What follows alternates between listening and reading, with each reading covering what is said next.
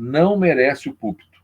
E para terminar, para citar uma palestra do Zé Machado, uma vez lá no Servo de Cristo, quem caminha de joelhos não tropeça, e ainda que cair, estará mais perto do solo do que da sua pretensão quando está em pé. Logo, se machucará muito menos. A oração nos preserva, nos previne, nos empodera e dá sentido ao nosso ministério. Ministério de sucesso não tem a ver com relevância e nem tem a ver com projeção.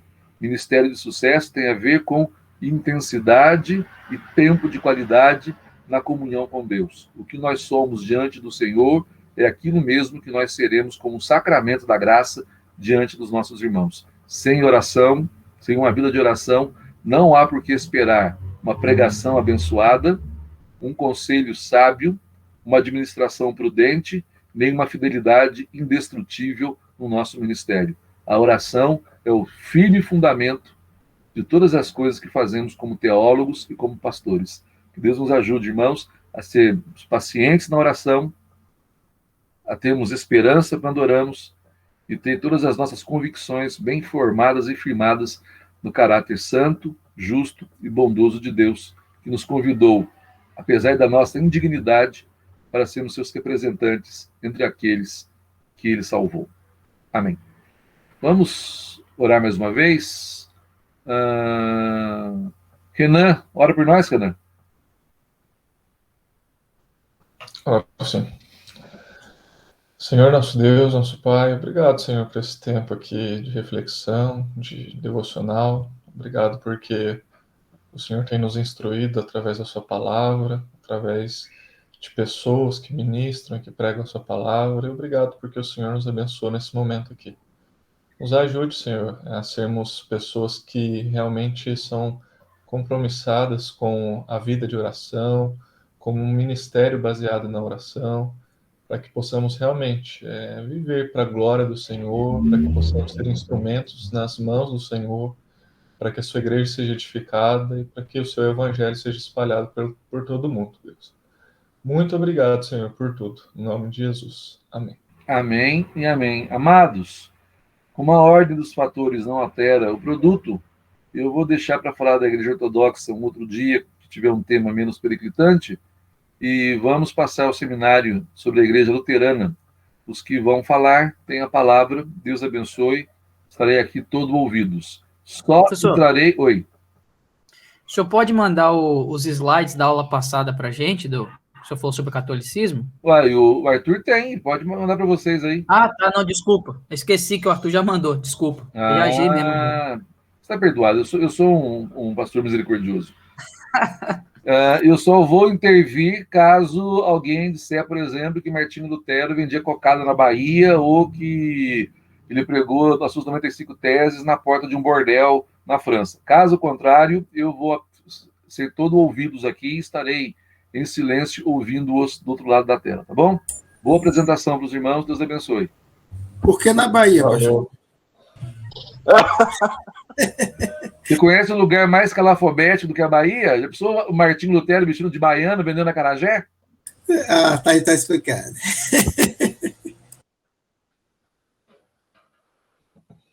Então, espera só o Leandro aqui compartilhar para a gente aqui.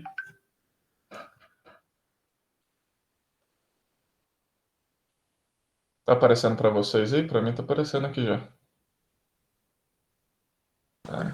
Sim, tá ok aqui. Fechou. Então, pessoal, bom dia mais uma vez aí. Espero que esteja tudo bem aí com vocês. O Leandro e eu hoje iremos falar sobre a Igreja Luterana, falar um pouquinho sobre a história, sobre a teologia, e desenvolver um pouquinho sobre a igreja aqui. Então, o luteranismo, a Igreja Luterana, é um dos principais segmentos cristãos do mundo que tem por base a teologia de Martinho Lutero.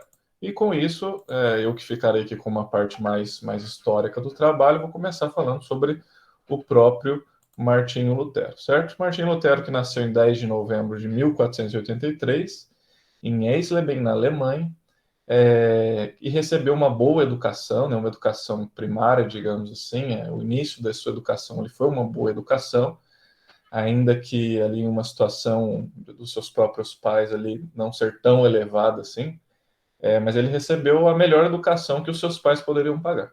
Então ele recebe uma boa educação e aos 14 anos ele acaba indo morar longe dos pais para obter um ensino ainda melhor, um melhor ensino ali que era possível a ele. Então ele começa a estudar direito, depois desse período ele começa a estudar direito, muito por conta da influência e do desejo ali de seu pai.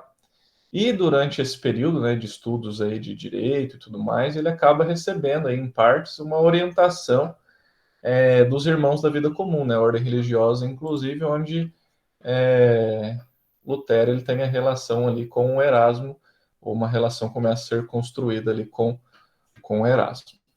Então, durante esse período de estudos, né, esse estudo de direito, né, que foram influenciados pelo pai, em certa tarde específica, Lutero ele acaba passando por uma experiência que a gente pode chamar de uma experiência de quase morte. Em certa tarde, ele acaba sendo atingido por um raio e quase vem, então, a falecer. E naquela situação, então, ele clama a sua padroeira, né? Sua padroeira até então ali, e ele diz: Santa Ana, ajude-me e me tornarei monge. Então, diante daquela experiência ali de quase morte, ele acaba clamando ali e confessando ali, digamos, uma espécie de promessa diante da sua padroeira.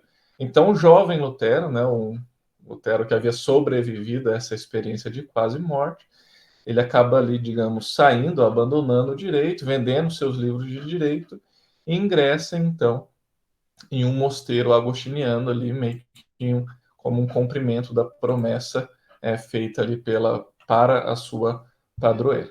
E durante esse período no mosteiro agostiniano, é um período de crises para Lutero.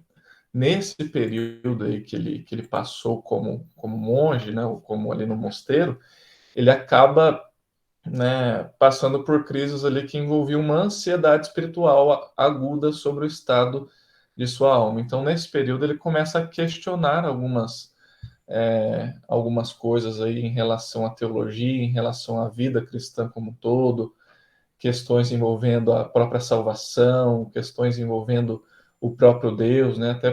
Até o levou, na verdade, a certos momentos da sua vida a odiar a Deus. Então, Martinho Lutero, aí, nesses períodos de reflexões, Lutero que era alguém muito disciplinado e rígido frente às suas próprias ações, frente à sua própria postura, ele acaba passando por essas crises de ansiedade espirituais aí durante a sua caminhada, durante a sua vida. E por conta disso, né, influenciado pelo próprio confessor de Lutero ali dentro do mosteiro agostiniano, ele acaba saindo ali do mosteiro para ir estudar filosofia, teologia e Bíblia na Universidade de Erfurt. E nesse local, nesse momento, ele acaba sendo treinado ali também, por conta da influência, a ser um nominalista.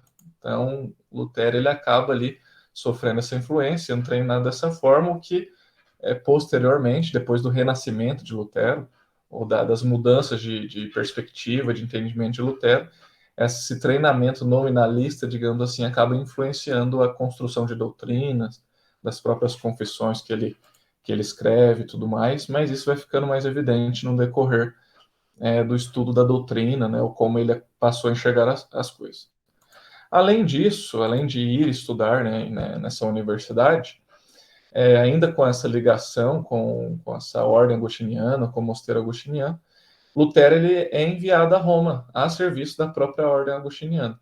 Só que nesse momento também, ou nessa experiência, ele tem uma experiência de decepção, porque quando ele chega até Roma, ele se depara ali com a situação daquele lugar, ele percebe questões envolvendo imoralidade, questões envolvendo blasfêmia, obscenidade, apatia espiritual, etc. Então ele acaba ficando decepcionado com aquilo que ele vê, o que ele se depara ali em Roma. E isso vai construindo, né, e vai levando, né, isso está tudo amarrado para chegar daqui a pouco ali nas 95 teses ou no renascimento de Lutero, certo? Então ele volta de Roma, né, não fica lá, e posteriormente ele acaba obtendo um doutorado em teologia na Universidade de Wittenberg. E ele acaba também se tornando professor. Nesse período ele também começa a lecionar. E é nesse período, né, pós-doutorado, esse período onde ele se torna professor, é que ele começa ali a construir, digamos assim, essa nova teologia, essa nova perspectiva, ou esse renascimento, né? Renascimento, que é uma palavra que o próprio Lutero usa ali para descrever a mudança que ele teve ali no jeito de enxergar as coisas, a salvação, Deus, tudo mais. Então, com base em tudo isso aqui que já foi falado, né, esse contexto todo, nas experiências intelectuais e espirituais de Lutero, sendo também Lutero alguém que tinha um privilégio de ter acesso à Bíblia por conta ali de lecionar na universidade, ele acaba desenvolvendo uma nova visão teológica, lendo as palavras de Romanos 1,17, que está aí no slide. Mas o justo viverá pela fé. Então, ainda que o Leandro vá abordar isso aqui de uma maneira mais ampla, é muito importante a gente já entender isso aqui no contexto. Ele dizia, então, que o perdão e a vida eterna, eles não são conquistados por nós mediante as obras, mas não são dados gratuitamente mediante a fé em Jesus Cristo. Ele vai falando isso com base também, por exemplo, em Efésios, né? Porque pela graça sois salvos por meio da fé, isso não vem de vós, é dom de Deus. Não vem das obras para que ninguém se glorie. Então, seu conceito sobre Deus, né, que foi até em certo momento da sua caminhada, da sua história, um conceito de odiar a Deus, ele começa a ser transformado, revolucionado por essa nova interpretação da justiça de Deus e do evangelho da justificação pela graça mediante a fé. Certo? Pode passar aqui. E aí a gente então chega em 31 de outubro de 1517, na Alemanha mesmo, né, o professor, né, que era monge também, Martinho Lutero, ele fixa à porta da Catedral de Wittenberg 95 teses criticando a atuação do Papa, do alto clero, não condenando tão somente as indulgências, ainda que tenha uma ênfase central, né, nas teses, mas também muitas crenças e práticas promovidas pela Igreja. E essas teses elas vão se propagando rapidamente, mesmo com a intervenção, reprovação da Igreja. Ela vai ganhando essa abrangência ali, e Lutero ele vai sendo apoiado por parte da população, vai sendo apoiado pela nobreza, ainda que a nobreza tivesse ali motivos distintos, e ele acaba se tornando ali, em uma construção, uma espécie de até mesmo de um herói alemão. Pode passar, por favor. Aí a gente vê algumas consequências disso, algumas consequências frente a esse ato de Lutero, né, de ir contra, né, ou de reivindicar e de se opor a algumas práticas ali da igreja, ainda que essa não tenha sido a primeira tentativa de Lutero de fazer isso, mas é que certamente ganhou uma proporção maior e com desdobramentos aí que a gente pode considerar que vem até hoje, né? Então, Lutero ele acaba participando de debates, ele escreve tratados, confissões sobre a reforma da igreja, sobre a teologia, a gente vai ver isso aqui um pouco mais detalhadamente daqui a pouco. E em 1520 ele acaba sendo excomungado pelo Papa, e ele acaba sendo também convocado a comparecer diante do imperador na corte imperial em Worms, no ano seguinte, que é a Dieta de Worms, onde foi considerado herege. Então, ele é levado, né, nessa Dieta de Worms, ou nessa corte imperial ali na cidade de Worms, e ele é considerado herege. Isso porque quando ele é ordenado a se retratar das suas palavras, né, daquilo que ele havia dito, né, no decorrer desse processo aí a partir ali das 95 teses, digamos assim, ele diz exatamente o seguinte aqui, ó: minha consciência serve à palavra de Deus, por isso não posso nem quero me retratar, pois ir contra a minha consciência não é seguro nem salutar. Não posso agir de outra maneira. Esta é a minha posição. Que Deus me ajude. Amém. Então, Lutero ele deixa bem clara aqui a sua posição, né, de que não voltaria atrás ou de que não se retrataria frente àquilo que ele já estava construindo ali de acordo com sua própria consciência, de acordo com o seu novo entendimento, que foi transformado, que foi revolucionado ali segundo o seu estudo e segundo ali a sua própria interpretação, essa nova interpretação das escrituras da Bíblia Sagrada. Então, Lutero ele é excomungado, ele recebe ali a bula de excomunhão, em um ato ali que ficou marcado também, ele acaba queimando essa bula da excomunhão na praça pública, em praça pública, demonstrando assim um rompimento com a Igreja Católica da época, mas também que demonstra um rompimento, né, olhando para o todo, um rompimento com Roma e um rompimento com o próprio Império. E diante disso, diante desse contexto, né, desse processo inicial, digamos assim, dessa reforma, ainda que a gente saiba da questão dos pré-reformadores, ainda que a gente saiba de que as reformas aconteceram em contextos diferentes, essa é a reforma luterana, a gente vê aqui a origem, digamos assim, da igreja luterana, o luteranismo. Isso vai ganhando forma aqui nesse processo, nesses acontecimentos aí, começando a partir de Lutero, certo? Então pode passar mais um, por favor. E aqui a gente vai ver agora um pouquinho sobre a questão dos credos, das crenças e das confissões que envolvem a igreja luterana ou o luteranismo como um todo. Em resposta a algumas acusações, né, porque diante de tudo isso a igreja luterana, o próprio Lutero, foram recebendo ali algumas acusações que estavam se desviando da fé, começaram a ser considerados como seitas e tudo mais. Os pais luteranos, então, oficialmente, eles declaram sua concordância total com os credos ecumênicos. Até no prefácio da Fórmula de Concórdia, que eu vou falar um pouquinho daqui a pouco também, que é essa Fórmula de Concórdia, eles declaram o seguinte: e porque imediatamente depois do tempo dos apóstolos, e mesmo enquanto eles ainda viviam, falsos mestres e hereges se levantaram, símbolos, isto é, confissões breves e concisas, foram compostos contra eles na igreja primitiva, que foram considerados como a unânime universal fé cristã e a confissão da igreja ortodoxa e verdadeira, a saber, o credo dos apóstolos, o credo niceno e o credo atanasiano. Juramos fidelidade a eles e, deste modo, rejeitamos todas as heresias e doutrinas que, contrárias a eles, têm sido introduzidas na Igreja de Deus. Então ele traz, né, essa fórmula de concórdia em seu prefácio, traz essa declaração aqui dos pais luteranos, certo? Então, além disso, né, além dessa declaração dos pais luteranos, né, afirmando a crença, a fidelidade, até através de um juramento aos credos ecumênicos, Martim Lutero também ele reafirma a sua lealdade aos credos apostólico, niceno, atanasiano, né, todos esses três, recusando assim todo tipo de heresia que foi combatida por esses credos. E, segundo Lutero, o grande problema não estava em apoiar ou aceitar ou jurar fidelidade em relação a esses credos, já que eles o faziam.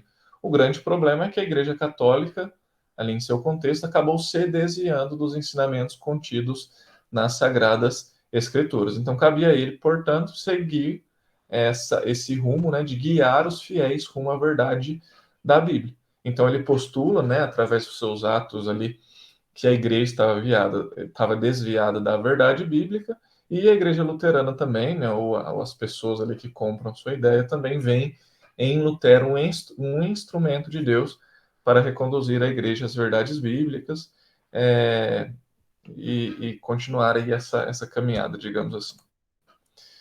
Passando para o próximo, a gente vai ver agora um pouquinho mais detalhadamente sobre as confissões luteranas, né? Eu falei que a igreja luterana vai ganhando forma, né? Vai ganhando suas características, tem ali a sua origem, todo esse processo de reforma luterana mesmo. E a gente vê algumas confissões, alguns escritos, digamos assim, que ajudam, que contribuem para que a igreja ganhe ainda mais forma, né? Ou que ela fique ainda mais caracterizada e limitada nas suas próprias crenças e ideais.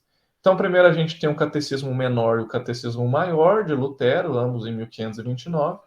O primeiro sendo um resumo de interpretações bíblicas que é escrita para o povo, né, o Catecismo Menor. E o segundo, as mesmas interpretações bíblicas, só que de uma maneira mais detalhada, né, uma explicação mais detalhada para os adultos. A gente tem também a Confissão de Augsburgo, que aconteceu em 1530, surge essa confissão, que é escrita ali, digamos, em uma parceria, digamos assim, por Lutero e Felipe Melanchthon, e é um documento que trazia um resumo dos ensinos luteranos e que até hoje é usado e que provavelmente se não for o mais importante, é um dos documentos mais importantes para a Igreja Luterana. Então, a Confissão de Augsburgo é um documento que foi apresentado também naquele contexto como um testemunho luterano ao imperador Carlos V e à dieta do Santo Império Romano em 1530.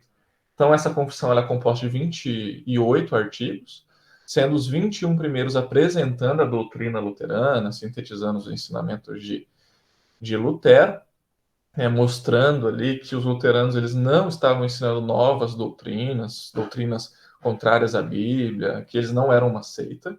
E os do artigo 21 ao artigo 28 tratavam mais de alguns abusos ali que os luteranos tinham corrigido ali, alguns abusos medievais, certo? Temos também a Apologia, em 1531, a Apologia que é uma defesa da Confissão de Augsburgo. Temos também os Artigos de Esmalcalde, 1537, que reafirmavam os ensinos da Confissão de Augsburgo, o que confirma ainda mais essa importância de Augsburgo, né, dessa Confissão de Augsburgo. E expõe agora, né, nesses artigos de Esmalcalde, com alguma profundidade maior, a doutrina da ceia do Senhor, segundo o luteranismo, a Igreja Luterana, a visão luterana. Depois a gente tem a Fórmula de Concórdia, 1537, que eu já citei anteriormente, com aquele prefácio, que define ali também mais especificamente o pecado original, a impossibilidade do homem de se salvar por suas próprias forças, e a pessoa e a obra de Cristo. E, por último, nós temos o Livro da Concórdia, ali, de 1580. Então, todas as confissões aqui que eu mencionei, que estão aí no slide, elas foram reunidas nesse Livro da Concórdia, que também é aceito, né, hoje por muitas igrejas luteranas do mundo. E essas igrejas afirmam o seguinte: aceitamos todos os livros canônicos das Escrituras Sagradas do Antigo e Novo Testamentos, como palavra infalível de Deus e como exposição correta da Escritura Sagrada.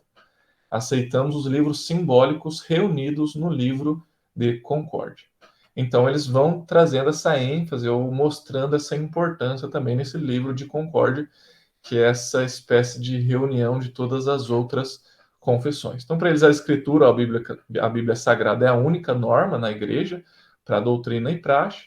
Todavia, esse Livro da Concórdia, né, todas as confissões que estão dentro delas, também são aceitos por várias igrejas luteranas, foi aceito naquela época e até hoje também em algumas igrejas luteranas isso é aceito. E trazendo um pouco aqui, ainda que brevemente, sobre essa questão da ortodoxia luterana, que possui alguns desdobramentos até hoje, é a ideia de que em determinado momento da história, né, depois da morte de Martinho Lutero mesmo, há um debate, digamos assim, um conflito entre os filipistas, né, aqueles que estavam ao lado de Filipe Melanchthon, depois que Filipe Melanchthon assume, digamos assim, depois da morte de Martinho Lutero, e alguns outros que eram chamados de os luteranos extremistas ou extremistas luteranos, não lembro qual que é o correto aqui, mas eles começaram a discutir como exercer ou praticar o luteranismo, ou como a igreja deveria enxergar as doutrinas e praticá-las, né, ou de forma mais extrema ou não, com ênfases humanistas, como no caso dos filipistas ou não. Então, houve esse debate em um determinado momento da história. E, olhando sobre essa ortodoxia luterana, né, o que vem a surgir, né, essa ortodoxia luterana depois desse debate entre os filipistas e os extremistas luteranos, a gente vê que houve uma divisão em relação a isso. A gente vê que houve uma divisão naquilo até mesmo que diz respeito ao uso das confissões, ao uso ali das doutrinas. Então, as igrejas luteranas que são ditas ortodoxas, elas acabam abraçando como confissão os textos contidos no Livro de Concórdia, ou seja, todas aquelas confissões, todas elas são abraçadas por aqueles que se dizem luteranos ortodoxos, enquanto as igrejas luteranas não ortodoxas adotam somente a Confissão de Augsburgo, que é aquela que eu citei agora há pouco, que se trata de um dos documentos, ou o documento mais importante dentro aí do luteranismo, e também um catecismo menor de Martinho Lutero. Então, essa é uma divisão, né, de que onde os luteranos eles acabam usando de formas diferentes esses catecismos, né, ou essas doutrinas sistematizadas aí, feitas ou por Lutero, né, e consequentemente, certo? E isso revela muito também um pouco sobre como está o luteranismo hoje em dia, inclusive, né? Segundo uma pesquisa de 2015 a 2017, mais ou menos, o número de luteranos, né, em todos os continentes habitados ultrapassa mais de 80 milhões de pessoas. E dentro desse grupo grande aí de pessoas que constitui o luteranismo no mundo, existem cerca de 250 ramos luteranos, então é bastante coisa. E entre estes, mais de 160 igrejas estão filiadas à Federação Luterana Mundial e mais 40 fazem parte do Concílio Luterano Internacional. O que isso significa? Significa essa abrangência ou essa diversificação até mesmo dentro da igreja luterana, sendo que a maior parte delas está ligado no Concílio Luterano, né? O Concílio, a Federação Luterana Mundial, certo? E passando para o final, aqui pelo menos da minha parte, né, vou citar e vou comentar brevemente mesmo, até porque alguns desses aqui vão ser explicados mais detalhadamente pelo Leandro, mas eu gostaria de já trazer alguns princípios religiosos da doutrina luterana que estão, certamente, né, dentro dessas confissões, o livro de Concórdia, da Confissão de Augsburgo, que eu mencionei agora há pouco. Então, primeiro, né, dentre esses principais princípios da doutrina luterana, a gente tem a salvação pela fé, que é a principal, né, dentre as crenças luteranas, ainda que caminha junto com a segunda aqui, né, presença da verdade somente na Bíblia, mas a primeira, então, é a salvação pela fé, né, os luteranos acreditam que a salvação é alcançada mediante ali a fé, né, envolvendo a paixão e morte de Cristo em expiação dos pecados dos homens. A gente também tem a presença da verdade somente na Bíblia, algo que é muito importante, muito central, que Lutero enfatizou demais ali, né? A crença luterana, ela acredita que a Bíblia é a palavra de Deus e que a mesma deve ser lida e interpretada por todos.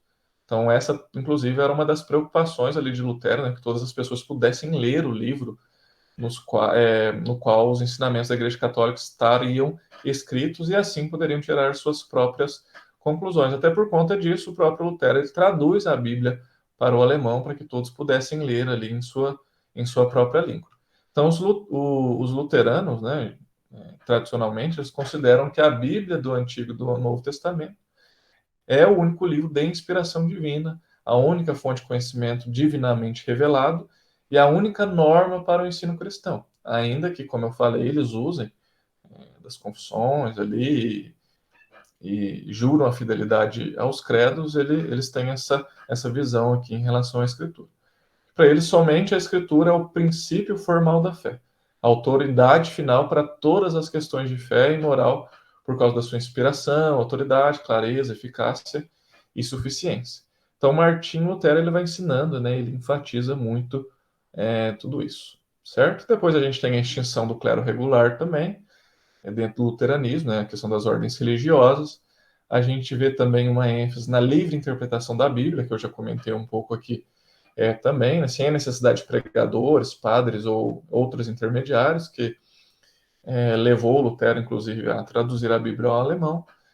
Temos também eliminação de tradições e rituais nos cultos religiosos. É importante ver essa ênfase aqui, nos cultos religiosos, né, eliminação da tradição nos cultos. O fim do celibato, né, proibição do casamento dos padres e tal. Proibição do uso de imagens nas igrejas. O uso do alemão nos cultos religiosos, algo que ficou marcante ali também. E a Eucaristia e o batismo como únicos sacramentos válidos ali dentro da igreja luterana, dentro do luteranismo, que é uma diminuição, né, frente aos 7 sacramentos da igreja católica. Tá certo? Agora eu passo aqui para o Leandro, que ele vai dar seguimento aqui à nossa apresentação, entrando numa parte mais teológica e doutrinária aqui. Valeu. Pessoal, só tive que parar a apresentação para voltar e ativar o meu microfone.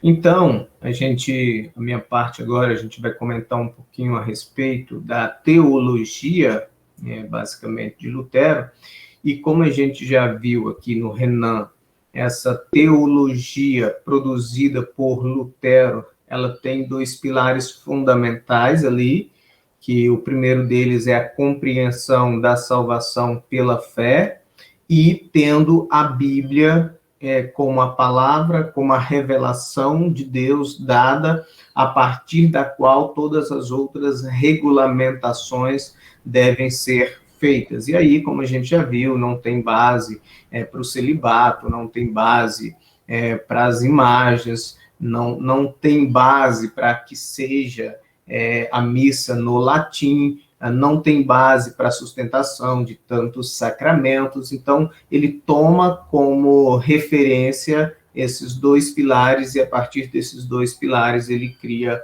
a sua teologia. Mas, falando, então, em primeiro lugar, da teologia, como a gente já tem aprendido aí por outras matérias, a teologia, ela vem sempre procurando resolver um problema, seja um problema atual, um problema que assola a sociedade e o momento no qual nós vivemos, e isso também tem relação com a pessoa. Então, quando nós olhamos para a doutrina da salvação no luteranismo, nós precisamos olhar para Lutero.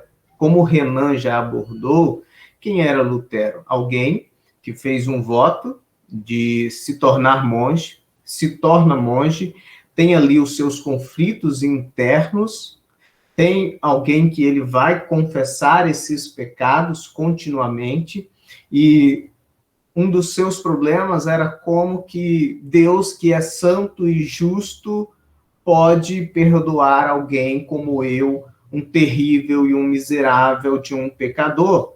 Ele tem esse conflito, ele não consegue conciliar justiça e graça, até que, certa vez, então, ele, lendo Romanos, ele encontra o texto de Romanos 1,17, o justo viverá por fé.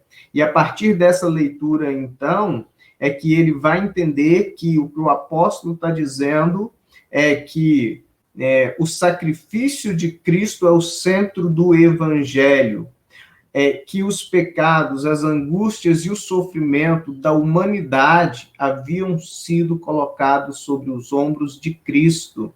E eu gosto também, quando eu sempre vou falar disso aqui, em Abacuque também tem, na tua ira, lembra-te da tua misericórdia. Então, o ato do sacrifício de Cristo, ele é central, é o ápice da teologia, é o momento onde a justiça é cumprida e a graça é manifesta. Então, nesse ato, nós podemos ver as duas coisas, tanto a justiça quanto a misericórdia de Deus. Então, a humanidade, Cristo carrega, leva sobre si o castigo e o pecado da humanidade na cruz. Então, Cristo havia feito o que o pecador é impossível de fazer. É impossível o pecador ele chegar a Deus mediante as suas obras ou a sua piedade, mas somente mediante a obra de Cristo.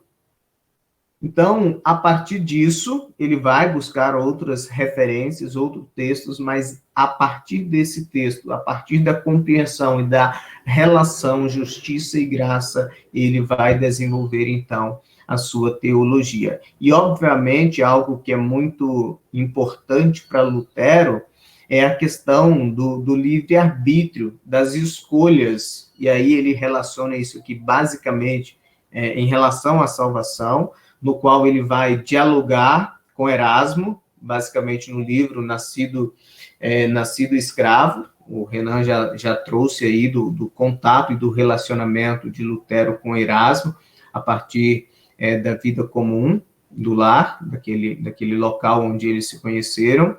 E então, Lutero, ele levanta alguns pressupostos muito importantes em relação ao livre-arbítrio, ou do conceito de nascido escravo com relação à salvação. Então, o que Lutero diz, em primeiro lugar, é que o livre-arbítrio é algo que fere a doutrina bíblica da salvação pela graça. Então, se Lutero, aquele que entende agora a salvação como um gesto de graça e de misericórdia de Deus, e se o livre-arbítrio confronta essa atitude de Deus, ele tem que abrir mão do livre-arbítrio, ele tem, digamos assim, destruir esse inimigo. E é isso que ele busca dizer, que em primeiro lugar o homem ele já nasce escravo do pecado, corrompido, manchado, com a natureza corrompida. E aí, a partir de Efésios, ele vai dizer que o homem nasce morto em seus delitos e pecados. O homem não tem vida, ele não pode ter atitude, ele não pode chegar a Deus por si só. Ele precisa de Cristo, que primeiro receber vida. Porque um defunto não pode levantar, um defunto não pode falar, um defunto não tem atitude. E é por isso, então, que ele vai dizer, se estão mortos em delitos e pecados, eles não podem ser salvos pela obediência da lei. Então, se não podem ser, né, salvos pela obediência da lei, não há espaço para a recompensa ou espaço para as obras. Então, a salvação para o mundo pecaminoso é trazido pela graça de Cristo, exclusivamente mediante a fé. Então, se a salvação é dada através de Cristo e eu a recebo mediante a fé, então não há utilidade para o livre-arbítrio, ele não tem utilidade. É Cristo que salva e essa salvação é pela fé. Então, de que adianta o livre-arbítrio? Então, compreender que a salvação não depende do livre-arbítrio, ao contrário do que muitos pensam, para Lutério é reconfortante. Porque imagina aquele pecador miserável que está lá lutando contra um Deus justo, sabendo que ele vai ser condenado. E aí ele fala assim, não, é Deus que me salva pela graça. Isso é reconfortante, isso é consolador, isso traz paz. E por fim, tudo isso está relacionado à glória de Deus, à honra de Deus, que não pode ser maculada. Então aqui a gente está bem parecido aí com os 5 pontos do calvinismo, e glória somente a Deus. Então, a gente vai trabalhar, então, aqui, dentro da teologia de Lutero, a gente viu a questão da salvação, que é somente pela graça, mediante a fé, e aí Lutero, então, a gente tem que olhar Lutero dentro do seu contexto, ele é o desbravador, ele é o que inicia, e a partir dele, outras compreensões são dadas. Mas Lutero, ele é o primeiro, então ele não tem força para atacar de todos os lados, para trazer todas as respostas ao mesmo tempo.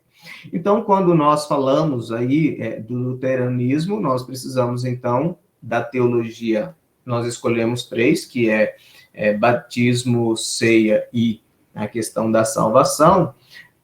Quando a gente fala de sacramento, Lutero, óbvio, ele rompe com tantas outras compreensões católicas, mas ele não se rompe com a prática do batismo infantil. Só que ele apresenta o batismo infantil de um modo significativamente diferente. E ele faz isso ao estabelecer uma forte conexão, uma forte associação entre batismo, a palavra de Deus e a fé. Então, para Lutero, quando a gente fala de compreensão luterana aqui de batismo, ele tem, em primeiro lugar, pessoal, só um minutinho, porque Patrícia foi buscar o pai dela ali na rodoviária, e acho que está com um probleminha lá.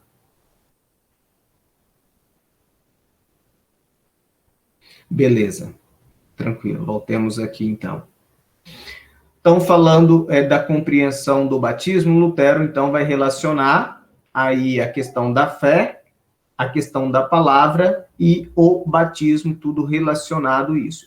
Mas a compreensão de Lutero sobre o batismo, ela é um desenvolvimento, ela não está pronta. E Lutero vai dar várias respostas que vão tendo objeções, e ele tendo que responder essas objeções, ele vai mudando a sua compreensão. Então, a primeira é que o batismo está associado à palavra de Deus e à fé. Então, aparentemente, dentro dessa compreensão, como que Lutero teria que explicar, então, a questão das crianças? Mas antes disso, Lutero define o significado do batismo como aquilo que realiza perdão de pecados, livra da morte e do diabo e dá a salvação eterna a todas as pessoas que creem no que dizem as palavras e as promessas de Deus. Então, ele está relacionando aqui o benefício do perdão a quem crê na palavra e nas promessas de Deus. Então, mais uma vez, ele relaciona palavra e fé.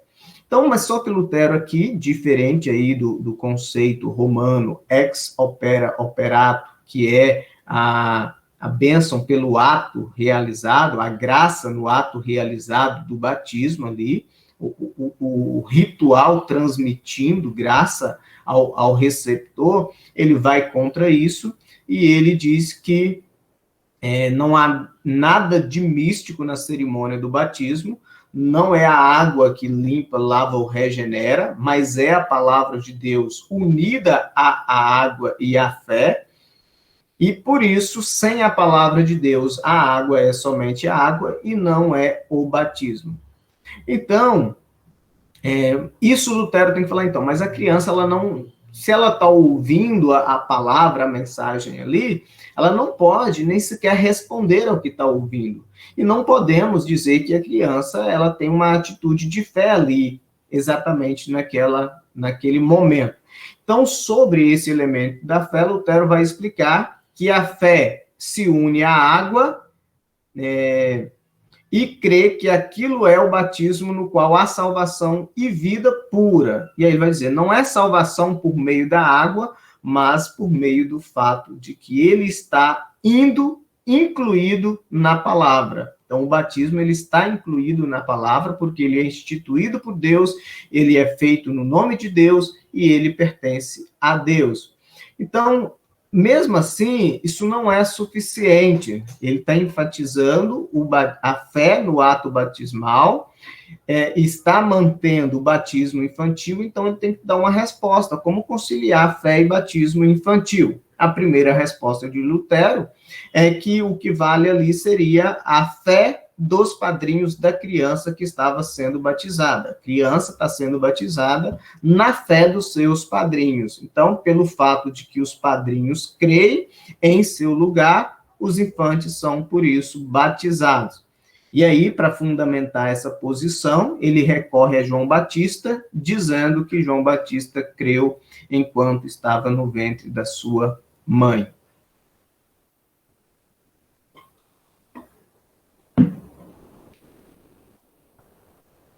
Bom, então isso vai avançando, aí Lutero vai então insistir que mesmo que se pudéssemos provar que a criança não tem fé, que a outra opção dele é que a criança tem uma fé imanente, uma fé presente que vai se desenvolver, então por isso a criança então tem que ser batizada nessa fé que vai se desenvolver. Mas a resposta a isso é não, mas e as crianças que não têm fé e que nunca se convertem e morrem ímpias? E aí Lutero vai dar a última resposta dele, que é que mesmo que se a gente não tem certeza que aquela criança crê, nós devemos praticar o batismo infantil, porque o sacramento não se baseia na fé infantil. Então, nesse ponto, ele defende que o batismo infantil ela foi a prática dos apóstolos e é a posição histórica da igreja cristã, e por fim ele então está dizendo aí que a fé ela não é essencial para a validade do sacramento, obviamente no caso de crianças, no caso de adultos, todas as igrejas concordam que a fé é essencial.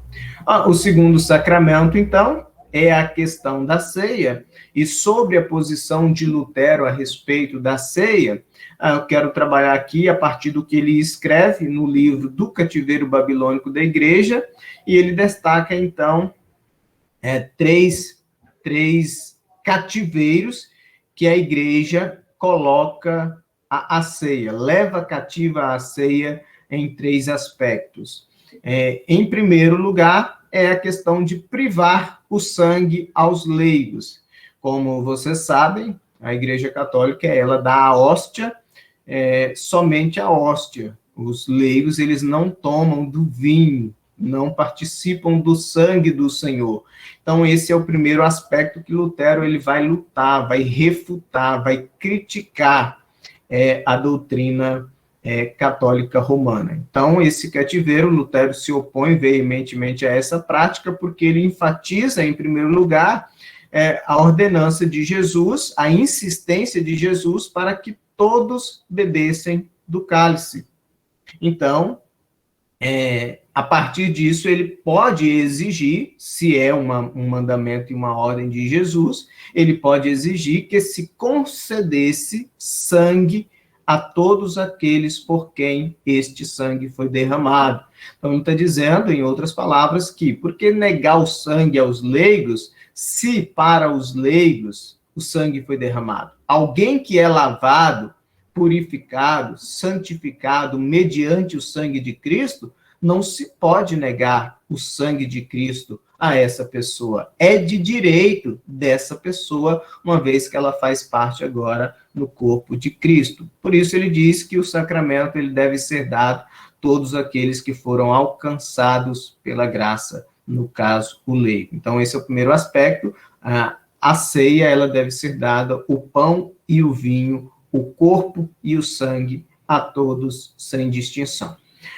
Em segundo lugar, o que ele vai trabalhar é a questão da transubstanciação, conceito católico de que o pão se transforma literalmente ali no corpo de Cristo e o sangue se transforma, o vinho se transforma no sangue, é uma transubstanciação dos elementos no corpo e no sangue de Cristo, e então ele vai dizer que isso foi formulado a partir de uma filosofia aristotélica, e essa não era uma posição bíblica, mas filosófica. Então, a única posição legítima tem que ser fundamentada na Bíblia e não em filosofia. Então, Lutero diz que a ausência dessa evidência bíblica faz dessa posição católica uma opinião, mas não se obriga a crer nisso. Então, ele está dizendo, olha, isso aí não tem base bíblica, isso é uma questão filosófica, então é uma opinião de vocês não podem deter a ceia para vocês, por exemplo, dizer que é a igreja, por meio da oração do sacerdote, que pega o pão e o vinho e transforma aquilo no sangue e no corpo, é deter o poder sobre a ceia. E deter o poder sobre a ceia, ao mesmo tempo que a gente vê que a igreja detinha o poder da salvação, por isso que ele trabalha a questão do cativeiro. Então, o terceiro aspecto é de fazê-la uma obra de sacrifício. Então, ele argumenta que esse abuso da igreja, transformar a ceia do Senhor em um sacrifício, vai gerar outros abusos e outras consequências, de modo que, por fim, vai até se perder a fé e a realidade e o sentido do verdadeiro sacramento. E o sacramento vai se tornando, nesse sentido, uma mera mercadoria ou um negócio lucrativo. Então, ele oferece, por fim, a sua própria compreensão da ceia do Senhor. Então, embora Lutero ele tenha divergido da doutrina oficial da transubstanciação e formulado a sua própria visão a respeito da ceia do Senhor, Lutero ele continua defendendo a noção de que Cristo estava ou está verdadeiramente e completamente presente no sacramento. Então, a discussão de Lutero disso aqui é uma questão de que Cristo é o Deus homem, Cristo está assentado à destra do Pai, e, ao mesmo tempo que está lá a pessoa divina, está também a pessoa humana. Então, se ele está lá e se ele é Deus, e o conceito de onipresença é atributo de Deus e Cristo é Deus, então ele está presente. E se o corpo da pessoa humana se funde, ou o corpo da pessoa divina, onde está a pessoa divina, está também a pessoa humana. Então, por isso, o corpo de Cristo está presente no elemento do pão.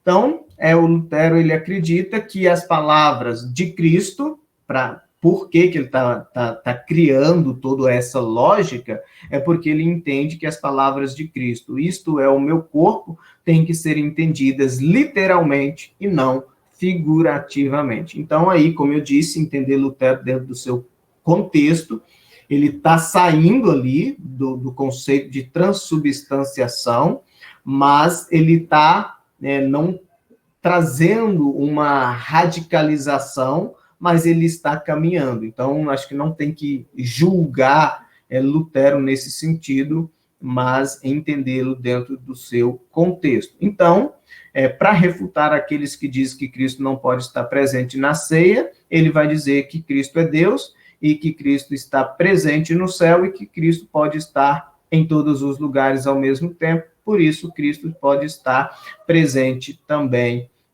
nos elementos do corpo e do sangue, do pão e do vinho ministrados na ceia. Então, a consubstanciação se torna a contribuição luterana para as controvérsias a respeito da ceia do Senhor na época da Reforma. Então, se os católicos dizem da transubstanciação, se para alguns é simplesmente um ritual, para Lutero não é nenhum e nem outro, mas é consubstância, ou seja, o corpo de Cristo está presente em ou sobre o pão.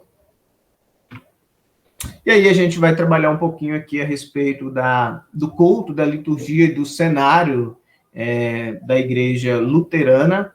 Basicamente, o que eu tenho para trazer aqui nesse sentido, a experiência que eu tive no semestre passado de assistir um culto luterano, e aí, como o Renan já trouxe, de fato, remove-se as imagens, mas mantém-se a vela. O cenário é muito parecido, a roupa do pastor é parecida com a de um padre, mas isso até os protestantes usam a toga também. E interessante ali é como o pastor ele conduz o culto e a liturgia.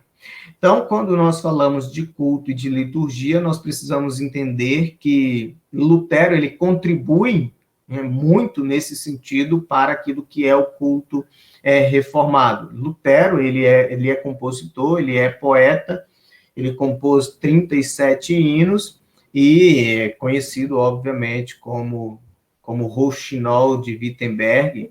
Ele também traduz a ordem da missa para o alemão. Então, quando a gente fala de culto, de liturgia, ele está falando da língua no vernáculo, na língua do povo.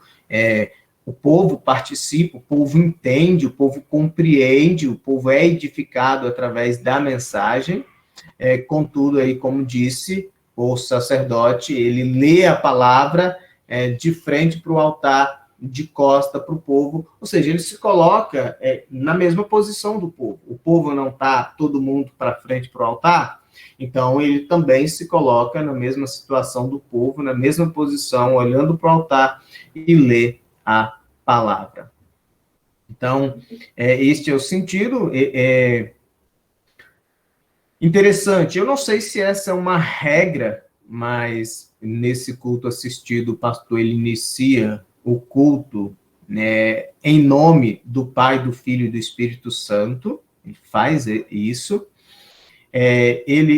Na igreja luterana tem muito de litania, que é a igreja participando, respondendo, lendo em conjunto, ou aquelas respostas que a gente é comum conhecer na igreja católica, onde a igreja responde uma palavra do padre. Isso também acontece dentro do culto na igreja luterana.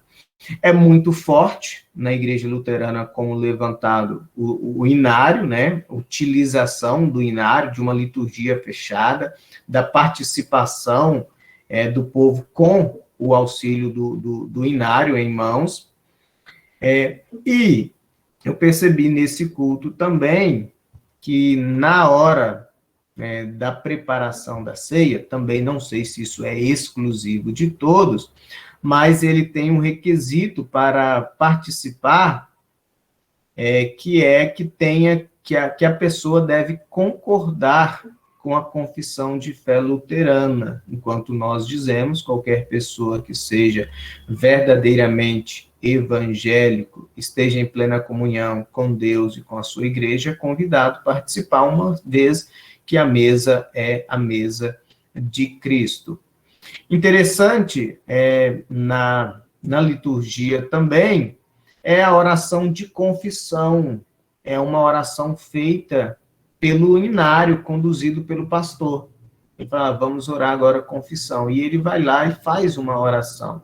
Nesse sentido, eu acho que é um espaço onde as pessoas elas devem ter a oportunidade de fazer, inclusive aí o Donaldo, na teologia do culto lá, ele sugere que seja um espaço de oração silenciosa, para que as pessoas façam essa oração de confissão individual, e depois alguém faça uma oração de agradecimento pelo perdão. Então, o pastor, dentro do contexto da liturgia luterana, ele também traz uma declaração de perdão. Alguns reformados também sempre procuram fazer isso. Então, por que faz essa declaração de perdão? Porque o pastor, ele é alguém chamado e ordenado para o ministério, por isso ele declara o perdão dos pecados, em nome do Pai, do Filho e do Espírito Santo.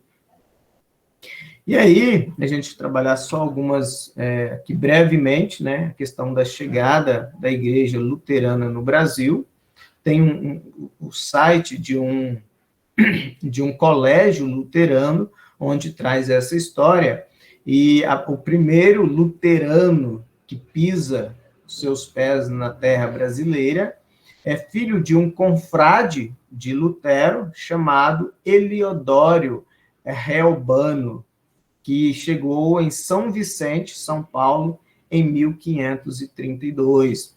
Só que, obviamente, né, o grupo luterano inicial aqui no Brasil foi formado apenas em 1824, no Rio de Janeiro, sob a coordenação de Friedrich Oswald Sauerbrunn, que foi o primeiro pastor de confissão luterana em terras brasileiras, obviamente junto ali com muitos imigrantes alemães que vieram para o país, e aí o luteranismo ele se expande principalmente na região sul do Brasil, e hoje nós temos aqui no Brasil, basicamente, principalmente, dois grupos, que são a Igreja Evangélica de Confissão Luterana no Brasil e a Igreja Evangélica Luterana do Brasil.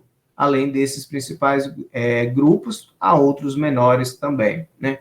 E sobre a importância da Igreja Luterana pelo Brasil, como a gente já viu, Lutero ele faz questão, então, de traduzir a Bíblia para o alemão, ele tem um foco de que as pessoas devem ler a Bíblia, ler como pessoa, indivíduo, ler a pessoa, entender, a Bíblia tem que ser lida, amada pela igreja, e isso, então, tem implicações. Primeiro, a Bíblia tem que estar na língua do povo, e o povo tem que saber ler. Não adianta nada ter a Bíblia e o povo não saber ler.